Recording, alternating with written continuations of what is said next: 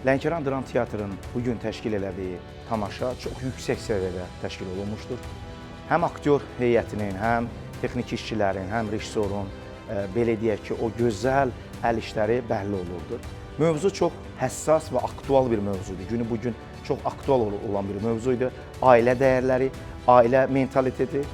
Bu nöqteyi nəzərdən bəzən biz gördük ki, orada aktrisalarımız, baş obrazının aktrisası, övlad rolunda olan aktrisa xoşbəxtçiliyi evin içində deyil, evdə deyil, qıraqda axtarmağa başlayırdı və əsasən burada görsənir ki, biz ailə dəyərlərimizə çox önəm verməliyik. Ən xüsusda valideynlər, yəni ata-ana öz övladına olan sevgisini, ona qayğısını biruzə verməlidir. Çox sağ olsun Astara xalqı. Bizi çox isti, çox gözəl qarşıladılar.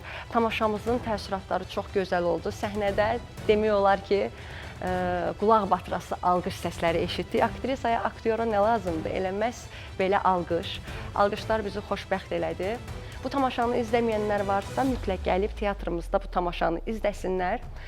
Çox maraqlı tamaşadır. Mən tamaşa haqqında heç nə danışmaq istəmirəm.